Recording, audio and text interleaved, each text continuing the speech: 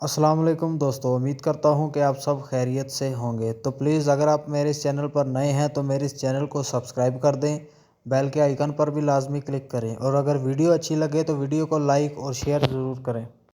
तो मैं अपनी आज की इस वीडियो में आपको प्राइवेट ड्राइविंग लाइसेंस यानी कि रुख्सा खसूसी जो छोटी गाड़ी का लाइसेंस है उसके बारे में, जो कंप्यूटर टेस्ट में जो सवालात आते हैं मैं उनके बारे में आपको बताऊंगा कि सवालात आपको कंप्यूटर में किस तरह के आते हैं, क्योंकि बहुत सारे लोग कंप्यूटर टेस्ट में फ़ेल और होते हैं और उनको जो सवाल उधर आते हैं उनकी समझ में नहीं आता कि भाई सवाल किधर से है और किस तरह का है। तो मेरी इस वीडियो को आपने लाजमी देखना है एंड तक, और जो सवाल आप देखेंगे उसी के मतलब आपको उधर से सवाल आएंगे और सवाल आपने देखने हैं और इनको याद भी करना है आपने, तो इंशाल्लाह आपको अच्छा रिज़ल्ट मिलेगा इनका। तो प्राइवेट ड्राइविंग लाइसेंस का जो कंप्यूटर टेस्ट होता है उसका टोटल टाइम जो है 40 मिनट है, यानी कि 40 मिनट आपको टाइम दिया जाएगा कंप्यूटर टेस्ट का। 40 मिनट के अंदर आपको देगा टोटल 30 सवाल, 30 में से आपने 21 सवाल पास करने होंगे, यानी 30 में से आपने 21 क्वेश्चन को पास करना है, उसके राइट आंसर देने होंगे तो आप पास करेंगे। 9 सवालों की आपको गुंजाइश है, अगर गलत हो जाएंगे तो मसला नहीं है, लेकिन अगर आपका 10वां सवाल गलत हो जाएगा तो आपको कंप्यूटर फेल कर देगा, यानी कि 10वें सवाल पर आपका कंप्यूटर बंद हो जाता है, आपको फेल कर देता है।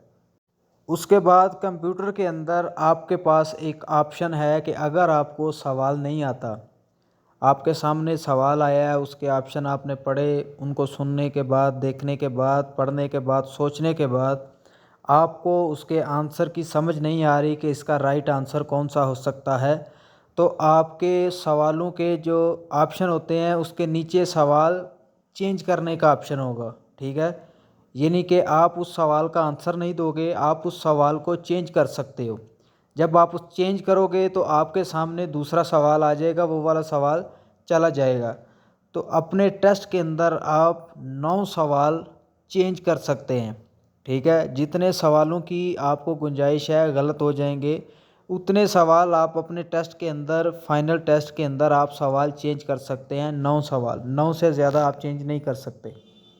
अब मैं आपको सवालात बताता हूँ। तो सवाल है, रद्द अमल का फ़ासला कब तवील हो जाता है?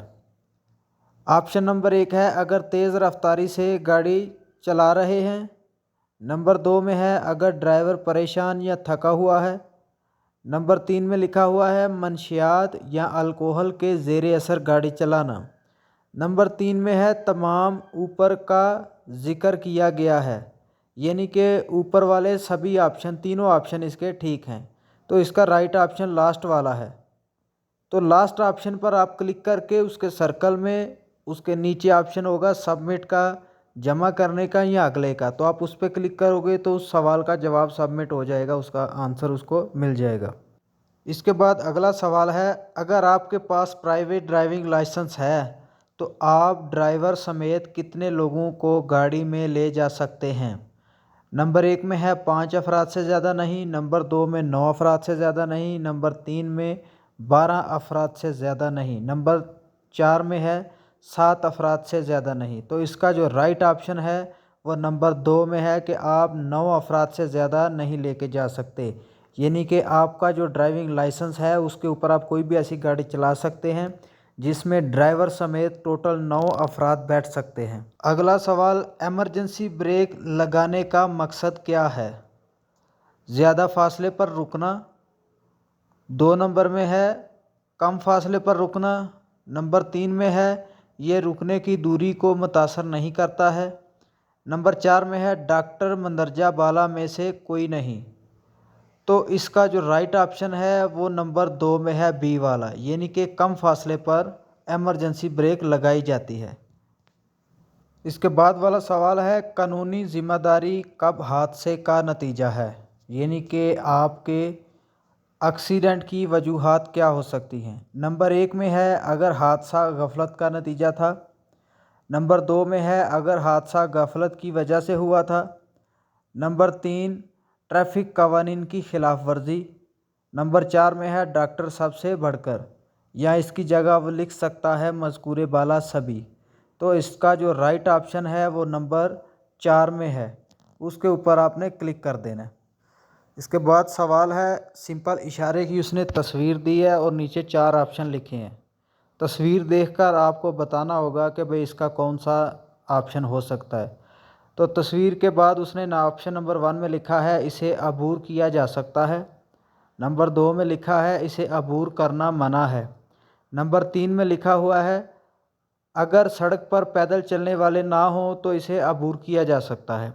नंबर 4 में लिखा है डॉक्टर अगर सड़क पर जानवर ना हो तो इसे अबूर किया जा सकता है। तो इसका नंबर 2 है इसे अबूर करना मना है। वो आपको जो रोड के सेंटर में लाइन है उसके बारे में पूछ रहा है, तो उसका ऑप्शन नंबर 2 है। तो आप ऑप्शन नंबर 2 के सर्कल में टिक करके उसको नीचे जो ऑप्शन लिखा हुआ है अगला, यानी कि जमा करने का, सबमिट करने का, उसके ऊपर आप क्लिक करोगे। इशारों के सवालात जो भी आएंगे वो इसी तरह आपको मिलेंगे पेपर के अंदर। तस्वीर देखकर उसको बताना होगा कि भाई इसका ये वाला ऑप्शन ठीक है।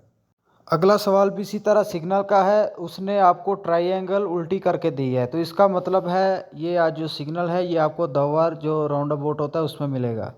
इसका ऑप्शन नंबर 1 लिखा है उसने ओवरटेकिंग ममनू है। नंबर 2 में है रुक जाओ। नंबर 3 में है रास्ते का हक हासिल करें। नंबर 4 में लिखा हुआ है मज़कूरा में से कोई नहीं, यानी कि तीनों में से उसका कोई ऑप्शन नहीं है। तो इसका जो राइट ऑप्शन है वो नंबर 3 में है। मैंने उसके ऊपर टिक भी किया हुआ है, रास्ते का हक हासिल करें। सवाल नंबर में वो आपसे पूछ रहा है वार्निंग सिग्नल की शक्ल क्या है, यानी कि जो वार्निंग सिग्नल होता है उसकी शक्ल किस तरह की होगी। नंबर 1 में लिखा है एक मसल्लस जिसका सर ऊपर की तरफ हो। नंबर 3 गोल शक्ल। नंबर 3 मरबा। 4 नंबर में है रेक्टेंगुलर, यानी कि जो रोड गाइडेंस वाली शक्ल है उसके बारे में आपसे पूछ रहा है। तो जो वार्निंग सिग्नल है उसकी शक्ल है मुसल्लस नुमा, यानी कि 3 कोनों वाली। तो शक्ल के लिहाज से भी आपको वो सवाल पूछ सकता है कि कौन से सिग्नल की कौन सी शक्ल है। यही जो उस सवाल का उसने जवाब दिया उसने नंबर 1 में, इसी को वो सवाल भी बना के आपसे पूछ सकता है कि मुसल्लस नुमा जो शक्ल होगी उसका क्या नाम है। तो मुसल्लस नुमा शक्ल वाले सिग्नल का क्या नाम है, वार्निंग सिग्नल्स।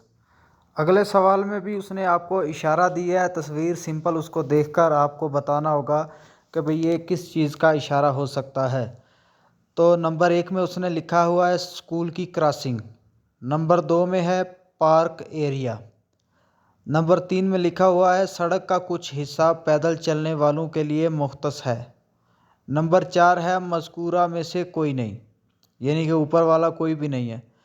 तो जो ये वाला सवाल है इसका नंबर 3 में जो राइट ऑप्शन है, ठीक है भाई, मैंने उसको टिक भी किया हुआ है, उसके सर्कल में टिक किया। पेपर में भी आपने इसी तरह सवाल जो ऑप्शन होगा उसके सर्कल में टिक करके उसको नीचे सबमिट करना होगा। तो इसका राइट ऑप्शन नंबर 3 है, यानी कि सड़क का एक हिस्सा पैदल चलने वालों के लिए मुख्तस किया गया है। इसके बाद अगला सवाल है मंदरजा झैल में से कौन सा ट्रैफिक सिग्नल एक चौराहे की नुमाइंदगी करता है, यानी कि वो आपसे पूछ रहा है कि इसमें चौराहा कौन सा है। तो नंबर 1 जो है वो चौराहा का सिग्नल है। नंबर 2 में क्या है कि एक रोड के साथ राइट साइड से एक रोड सीधी मिल रही है। नंबर 3 में है कि राइट साइड से एक रोड मिल रही है बड़ी रोड के साथ। नंबर 4 में लिखा हुआ है ऊपर का सारा। तो इसका राइट ऑप्शन ऊपर का सारा है। उसकी वजह यह है कि भाई जहाँ पर भी एक से ज़्यादा रोड आपस में मिलती है, कम्बिनेशन करती है, जॉइंट करती है, वहाँ पर चौराहा बन जाता है।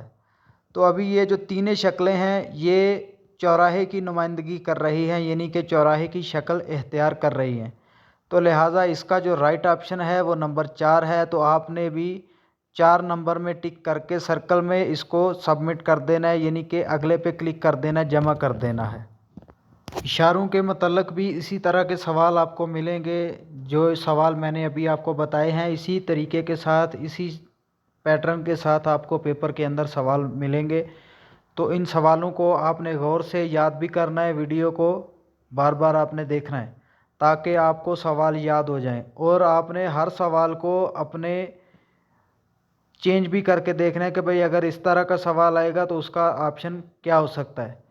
तो सवालों को देखें और इन सवालों को याद करें। ये उसी तरह के सवाल हैं और इन सवालों को याद करें, इनमें से भी आपको पेपर के अंदर सवाल मिल सकते हैं।